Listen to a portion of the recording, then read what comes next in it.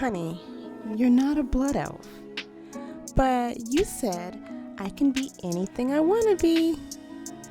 Yes, sweetie, but just not that. Caitlin runs off. I will become a blood elf, Warlock. Just you wait. Her mother shakes her head. 10 years later. Caitlin is in the Warlock training den. Next class, we will learn how to get a Voidwalker. And trust me, once you get it on your side, you will be glad to have him. Professor, is it possible to change your race? Yes, there are potions for that, but it's a temporary change. Permanently. Caitlin, there are spells for that, but I doubt anyone would tell you based on the fact it is forbidden. So there is a way. None that won't land you in jail or worse. Caitlin went home and practiced her spells with her imp Maisley. While practicing, Caitlin remembers a forbidden section in her school's library. Back at school, I am not pleased that most of you have not yet conquered the task of the Voidwalker. We will try again. Class dismiss. Professor, do you think that the Dark Moon Fairy would have an answer for me? Caitlin, my dear, this fantasy of becoming a blood elf is not healthy. And no, they wouldn't. Halloween's coming up. Why not dress up as one? Like a costume? Yes. So for one day you can live out this fascination of yours. Caitlin tried to take the professor's advice and was working on a costume. This doesn't look right. And this isn't working. Cat, are you okay in there? Yeah. There's got to be a way. The next day, Caitlin goes into the forbidden section in the library. She notices an odd-looking book. It opened to a page about transformation. It does exist. I would be careful, child. Once started, it must be completed. Who's there? Show yourself. That was weird. She stuffs the book into her bag. Later that night, Caitlin couldn't sleep, and she had noticed the book moved. The book opened to a spell, the exact spell needed for her to become a blood elf. She said the spell, and turned into a blood elf. Whoa! I can't believe it! The next day. Halt! It's me, Caitlin Ward. Miss Ward is a human, and you clearly are not. We won't ask you again. Alright, I'm leaving. Come in peace. Caitlin runs off. Great, now what? What's a blood elf like you doing in the Alliance territory? I'm not. Right. Could you take me where the blood elves reside? Have you hit your head? What kind of blood elf are you? Yes, I hit my head.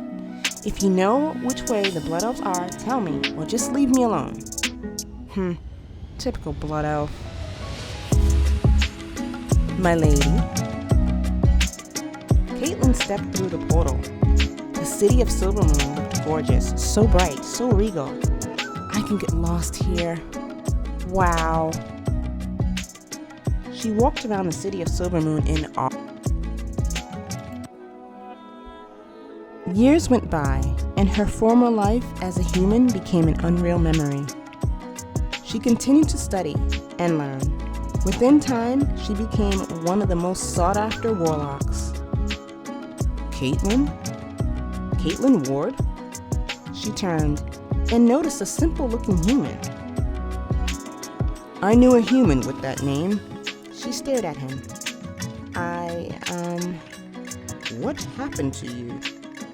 You don't remember me, do you? She tried to put a name to the face, but all that remained of her memories were blurred faces. Professor, you called me? She blushed. How could I forget the professor, she thought. You have become the talk of the town. I've always wondered what had happened to you. I guess you finally got what you wanted. Yes. How have you been?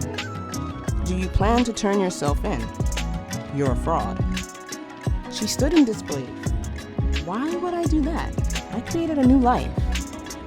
A lie. Did you once think about what you left behind? Why have you come? Your parents. That life is dead. This is who I am now. Did you even do research on how long this spell would last? I'm not stupid. I have. I perfected it. Perfected it. What did you do? I had enough of this conversation. Leave. The professor was about to say something when Catilin's imp threw a firebolt at him. He second-guessed whatever he was going to do and walked away. Catilin had not figured out a way to keep the spell going or how long it would last. She's been trying to find the person who wrote the book and the spell with no luck. Over the next few days, she felt as if everyone could see who she really was, the human under the blood elf skin. She tried to tell herself that she was just being paranoid, but she couldn't shake the feeling. She found a note on her door that read, Miss Ward, you are summoned to speak with the head of the council. Make haste. What?